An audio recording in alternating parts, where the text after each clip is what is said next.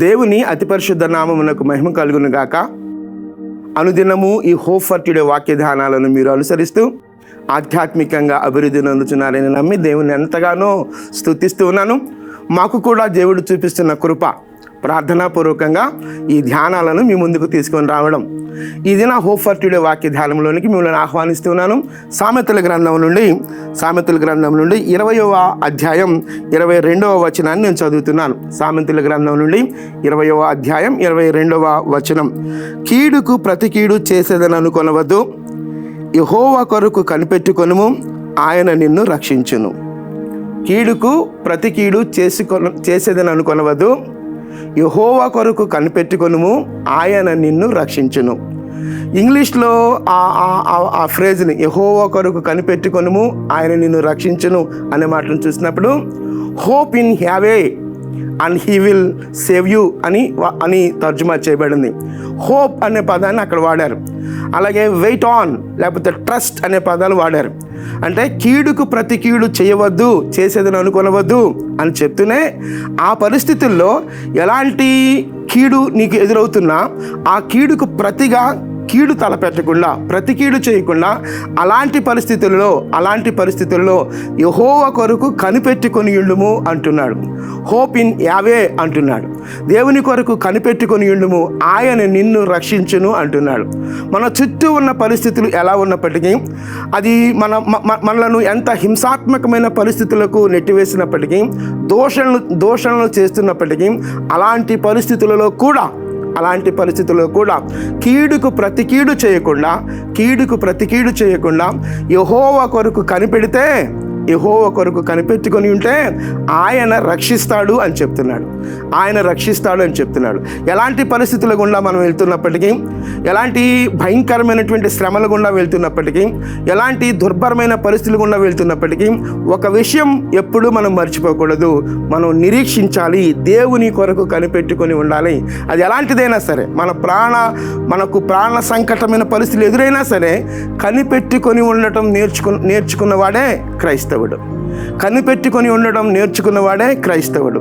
ఈ నిరీక్షణ స్థితిని బట్టి ఒక విశ్వాసి ఏ విధంగా నిరీక్షిస్తాడో ఆ నిరీక్షణ స్థాయిని బట్టి ఆ విశ్వాసి యొక్క పరిపక్వతను బేరీజు వేయవచ్చు, అంచనా వేయవచ్చు. కాబట్టి మన చుట్టూ ఉన్న పరిస్థితులు ఎలా ఉన్నప్పటికీ ఆ పరిస్థితుల నడుమ నిజమైనటువంటి విశ్వాసపు అనుభవాలలో మనం నడుస్తూ ఉన్నప్పుడు నిరీక్షణను కోల్పోకూడదు. అంతిమంగా దేవుని యొక్క ఇన్వాల్వ్మెంట్ మన జీవితంలో ఉంటుంది అనే నిరీక్షణ ఎప్పటికీ కోల్పోకూడదు. ఒకసారి మనం ఆలోచిద్దాం.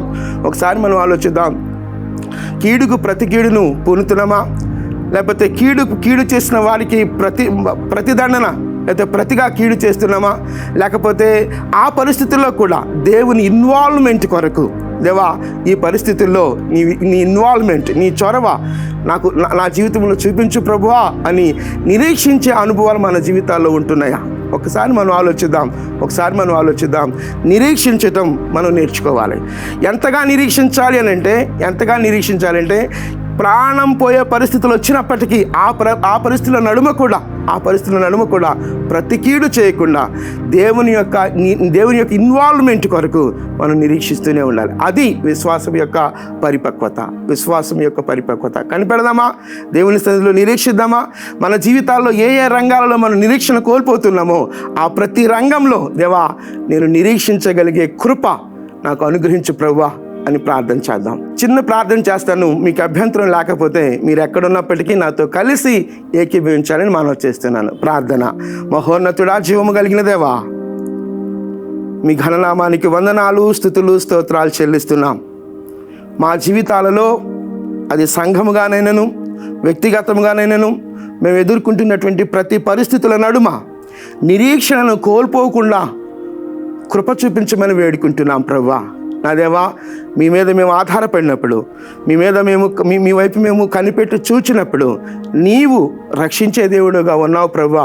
అందును బట్టి మీకు స్తోత్రాలు చెల్లిస్తూ మా జీవితాలలో ప్రతి రంగంలో నిరీక్షణ కలిగి మీచే ఆశీర్వదించబడగలిగే అనుభవాలు మాకు అనుగ్రహించమని మీ కృప కలిగిన హస్తాల్లోనికి మమ్మల్ని మేముగా సమర్పించుకుంటూ యేసుక్రీస్తు అతి పరిశుద్ధమైన నామంలో ప్రార్థించి స్తుతించి వేడుకొనుచున్నాం తండ్రి. Amen, amen. ప్రభు కృప నిత్యము మనకు తోడయుండును గాక. ఆమెన్.